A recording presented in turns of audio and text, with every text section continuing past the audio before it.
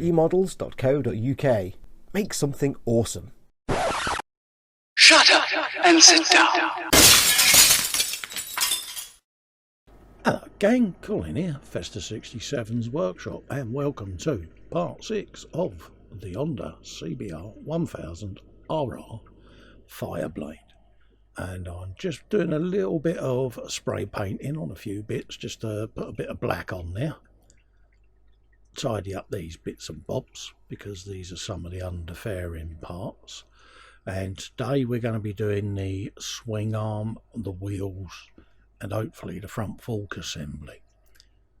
So I'll just quickly clean the airbrush out. A little bit more of a dung out on some of the bits. And then we can get back to doing a bit of building. Now we left this on the jig at the end of the last episode because we got the rear swing arm in place. So we're just gluing a few little brake pipes in, and then we can start assembling this actually into the motorcycle frame now. And just keep an eye on your springs and things like that to make sure they line up in your frame. And then you've got a nice big long screw. Line it up with your instructions to make sure you got the right one, and then just pop it in the frame. And there's a little tube in your bag of goodies that goes into the frame, he says as he drops it. There it is. And you want to hold that in with your thumb whilst you turn the screw in, like so. And I just nip this up enough just to get it to bite. And that will pull that tube into the frame then. And there you have it. And then you can line your spring up. And then you can put the other screw in then that holds the bits and bobs in place for that. So we'll have a look on the old instructions. Make sure we got the right screw, which we have.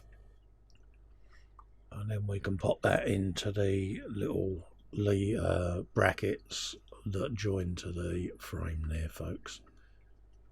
So I'll just get me pliers of goodness just to drop the screw in there and get it to bite with a turn, just so that when I pick my screwdriver up, the screw doesn't fall back out of the hole. And then just nip that up with the provided screwdriver, like so.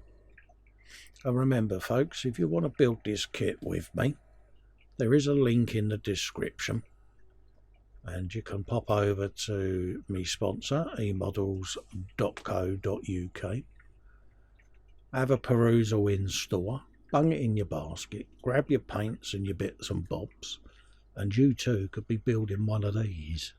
There's loads of other kits in stock, so by all means have a looky-loo and grab some bargains whilst you get the opportunity, folks. So we'll just rest that back in the jig, like so. And I'm going to be moving this bike about quite a bit today, so I'm literally just resting it on the headstock post in the jig there. So I'll just adjust that, give that a tweak just so that it puts it in the right spot for me, like so. I'll give that a wee twist, and there you have it. Just want to try and keep it under a little bit of tension, and that'll be enough. And then I'll just pick it off as and when I choose to do so. Right, what have we got next? Could move that one forward actually and drop the rear wheel in, so let's just line that up like so, and then just I can slide a post in then on the rear wheel as I need to. Right, let's cut some of these tubes and get them in place. This goes into the little valve on the side of the frame, and then it'll come down and join up with the rear caliper. So I'll just drop that off so that I can move the bike round, and then we can figure out where that's going, and it'll go just up on the little peg there on the side of the swing arm. You'll see it. bit difficult to see it in shot, but it is there. And it's just a teensy-weensy little peg, just there. Put your end of the tube on there. I tend to use me pliers of let's put that in placeness. It is a bit fiddly, folks, so you might need to get the magnifiers on. I know I did, because yeah, I am a man of a certain age. There's a tiny little nib of glue up under there, and then the other end of the pipe will then curl round and pop into the little peg that's poking out, and that is the pipe in place, just like that. So I'll let that go off a bit, just nudge it with a screwdriver to get it away from the rear tie up, like so. And you can use the curvature of the pipe itself just to get it around for the wheel.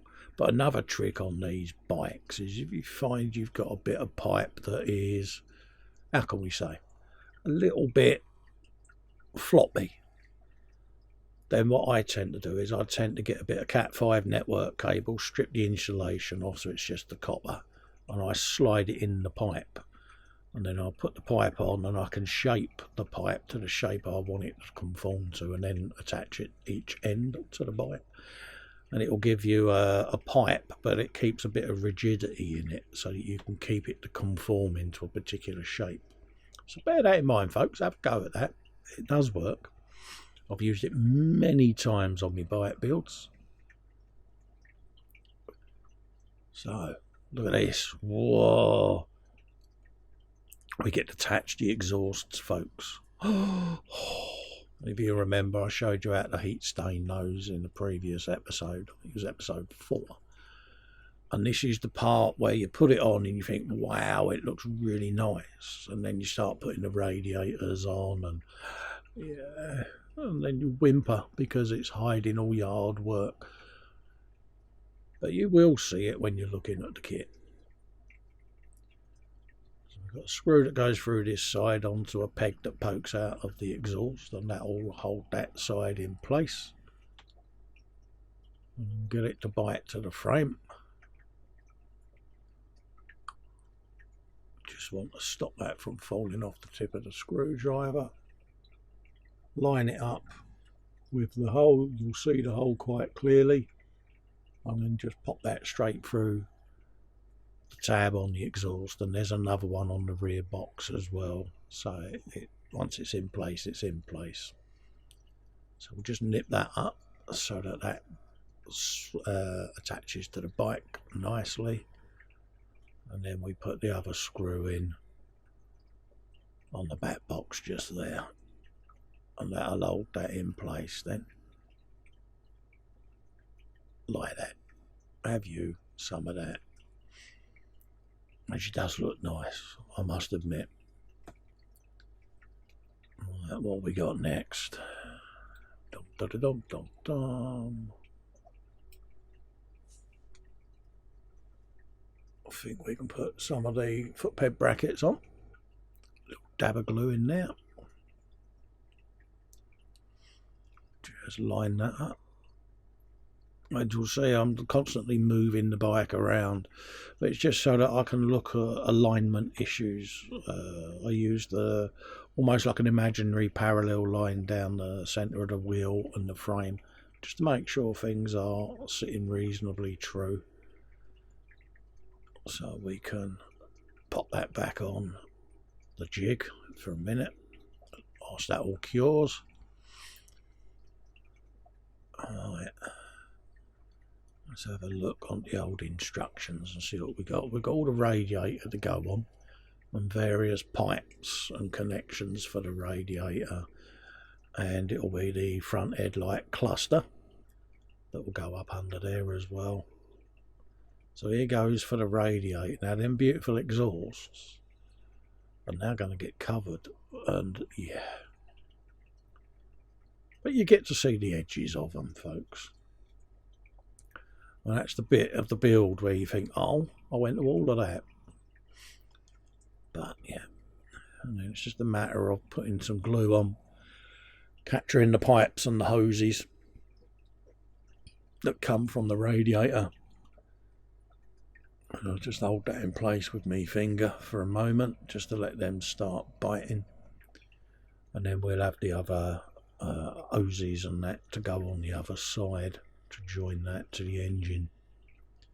And there are a couple of fiddly little bits on the radiator, a tiny little pipe to go in, and just take your time on this, folks, because time spent at this stage saves a bit of heartbreak later. So I do tend to, between shots, let the glue set and things, but these are the pipes now that you just want to make sure are getting where you need them to be. And if that means putting the model over to one side and letting the glue go off, then do so. There's a tiny little pipe there in me hand, if you can see, and that attaches to the bottom of the radiator and goes into the engine just like that. And it is really fiddly, folks, so you might just need to take your time with that one. And I might have had to do it just slightly off camera with me massive magnifier just so that I could see it, but I'll point it out to you. Just there at the end of me skeletal finger, you'll see it. There's a notch in the radiator and a tiny little dimple in the engine where it goes in. Just check that you're getting that nicely aligned, and there is a nice little alignment diagram in the instructions that'll help you out. And it's the same with this little tie arm. There's a little notch in the bottom of the radiator that this sits in, and it basically just pulls the radiator bottom into and gives it a nice strong attachment to the engine block, just like that. I'll just check with my magnifier that it's sitting in place. There's like a little horseshoe impression in the bottom of the radiator that it sits in, and you just want to get it to drop in there, folks, because obviously when the fairing goes on, you want to make sure that that is able to fit in there without fouling on the fairing bottom section. Right, let's mask up the headlight covers. So we've got some clear parts to go on the front of that need masking, and there is a little mask provided there, so cut around it carefully, and these go on the clear component, and then you then spray the rest of the clear component with black, and then when you peel the mask off you end up with your white lenses like so, or your clear lenses. So I'll get them masked off and painted, and then we can look at attaching them. So whilst they're drying, we'll put the wheels on the trolley like so, and these were dipped in clear orange, left to dry overnight, and then the centres were painted with titanium silver. So I'll just rest that on the jig out the way there, just so that I don't knock the wheels off, because yeah, this is Festa time, innit? Right, let's have a little looky-loo then to see what's next. These should be ready to go now because they've dried overnight. And I'll use a bit of contactor clear to attach these to the actual shrouds they sit in, because it's a nice clear canopy glue. And I'll just give a good old dabble around the edges, and there's a little rebate in here that the glass then sits over and attaches to, so whack a fair old bit in there and then just pop them on and let it do its thing, and that will save these fogging up then, because if you was to use extra thin they would fog, and you don't want that. You also don't want them to fall off as soon as you put them on coal. So we'll just reattach that. There it is, suitably located. Carpet monster needs feeding. There's a little trick with your carpet monster as well, folks, if you're like me and the carpet monster needs feeding. When I come into the man cave, I just cut off a tiny little bit of sprue and I feed the carpet monster, and it should stop that from happening. So it's just a little trick, folks, because we've all got a carpet monster in the man cave. And put the steering damper up underneath the frame. Now that locates on a peg. Now bear in mind, folks, it is a press fit and it is a very fragile part, so my flip lenses of seeing this are going on, but it is fragile and you don't want to snap it. So I managed to get mine on quite happily, but you do sit there and think, well, yeah. So let's have a look now at getting the headlights on. Now they attach with a couple of pegs on the front, and then there are some screws in there, peeps, so keep an eye out for them. They're in there.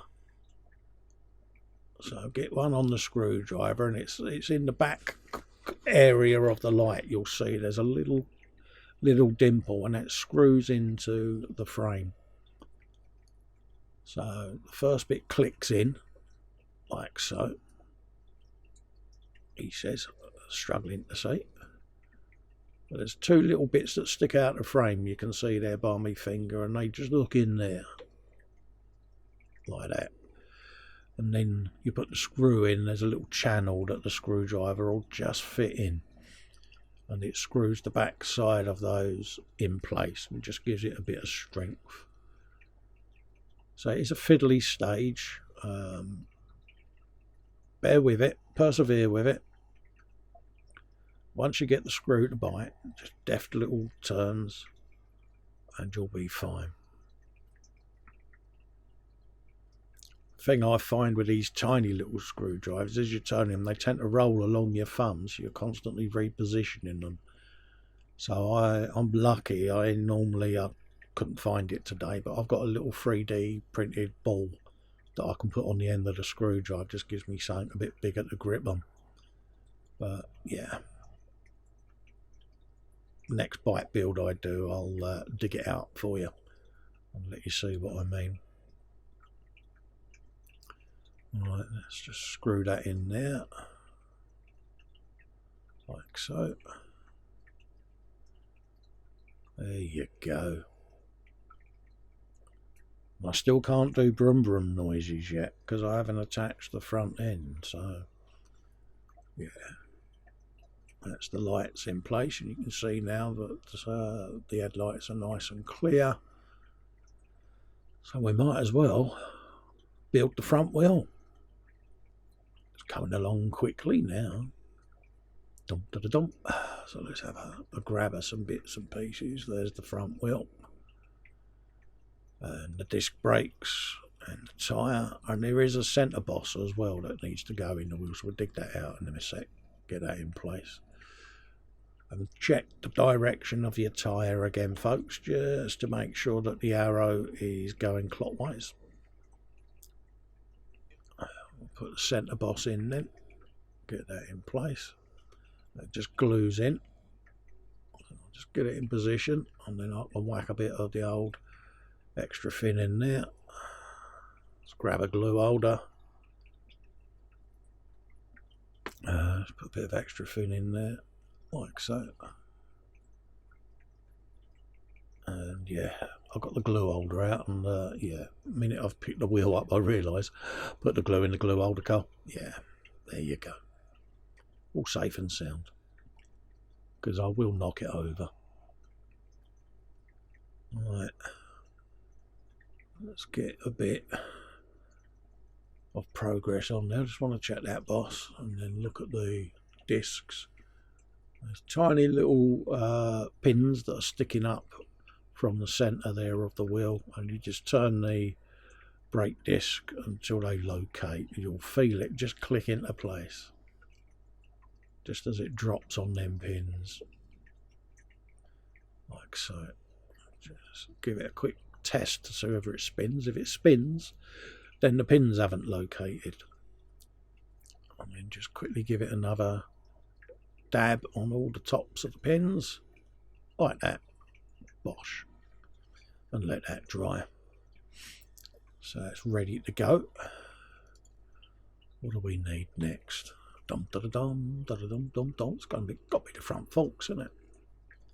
It's got to be. Yeah, let's build the front end.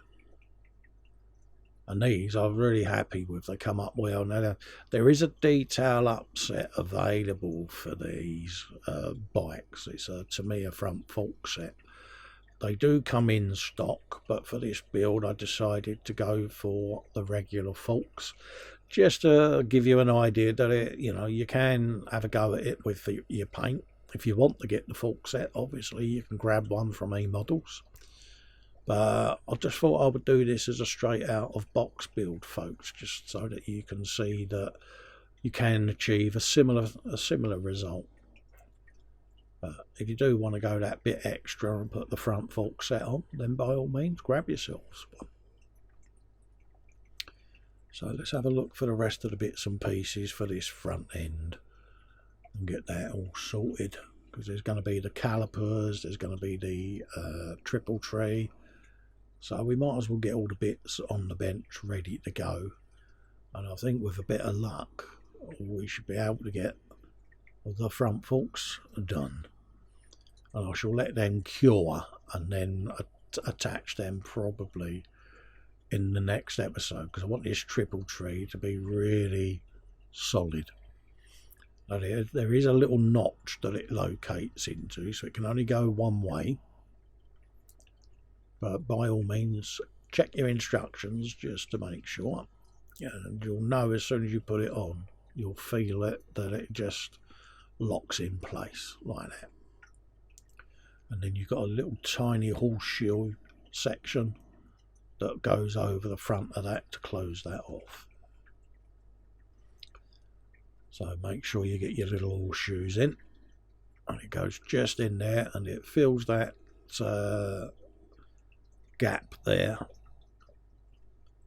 and it gives the impression that it's clamping the front fork in like so. Yeah, try not to drop it, Cole.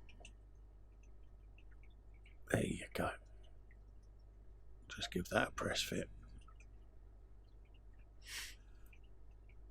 And again, there's a little bit of weathering to do on this. Once this gets assembled to the bike, I shall do a little pin wash around some of the edges of the forks, and I've got the rubbers to replicate, and a little bit of a wash to go in the caliper mounts, just to give it a little bit of dimension. So I've got all of that still to do yet, but for the meantime we'll grab this and get this assembled. And we've got the beginnings of the front end taking shape, folks, and yeah, it's coming together quite nicely, I think. Right, I think we could probably get the calipers out and get the front wheel on. Dum da dum da dum dum dum. Ooh, exciting times. Alright, let's find the calipers, because they are ickle. Da, da, da, da. Yep, that's one of them. What else have we got? That's for the reflectors. So we've got little reflectors that go on the side of the forks as well. What other bits have we got? Just make sure that I've got everything I need to get these forks together. I just need to grab the calipers. They're right over there. Yeah, they seem to be drying off nicely. And there's a little Brembo in there. What else? What else? What else? Put that away there. That's the horn that goes up underneath the triple tree. So let's put that on. It's one of them bits that often gets left off. So we'll just drop that in situ before the front mudguard goes on, because yeah, like so. We're going to put the front wheel screw of goodness through. Now I know I've got the front mudguard to fit, but I want to clear coat all my fairings and everything first, and I've still got to put decals on. So for the moment I am going to deviate from the instructions and attach the front wheel, purely because I want to keep the forks aligned whilst they dry. So it'll be nipped up, but I am fully aware that I shall be removing the front wheel and lowering it slightly to get the front mudguard in place. But like I say, I want to clear coat it first, and because I've got all the decals to do on the bodywork, I thought I would wait and then I can gloss it all in one hit. So I am aware that there's no front mudguard on there yet, folks. Just in case the eagle-eyed ones want to make a comment, oh, where's the mudguard? Yeah, I'm fully aware I am deviating from the instructions. So that's the front wheel one. So I think we can put the calipers on, and we'll probably wrap this episode up with the front end still to dry. So what I will say is, as I've said before, if you want to grab one of these bike kits, it's the Honda CBR 1000RR Fireblade. They are in stock over at eModels. So pop over to eModels.co.uk, slap one in your basket, grab yourself some paint, and hopefully you'll have it all delivered, ready for me next episode, so you can play a bit of catch up if you want to build one of these. And it's a Tamiya bike. You cannot go wrong with it. It is a great pallet buster. It certainly gets your mojo back if you've had a bit of a mojo issue. And dare I say it, at the end of this build, you're going to end up with a rather splendid looking motorcycle kit. And you'll be able to do wheelies round your bench with it. You'll be able to do burnouts, donuts. Oh, you're going to have so much fun at the bench with it. I know I do. You know, I'm looking forward to it pulling its first wheelie. So that's the front calipers and brakes on. Just give that a little dab just to get that to bite in place. And then we can just fix that in situ on the jig and let that all dry. And I can then get on and prep the body shell panels, tanks, do all the decals and stuff like that. And then we can get assembling the rest of the bike. So we'll be doing that in the next episode. So for the moment, I'm going to whop that on the jig like that and just let that settle. In the meantime, I wish you all an happy new year, because this was filmed at Christmas 2021. So I'd like to wish you all an happy new year, all the best for 2022, and stay safe, stay well, and I look forward to seeing you in the next episode of the Honda CBR 1000RR build. Thank you for watching. Bye bye for now.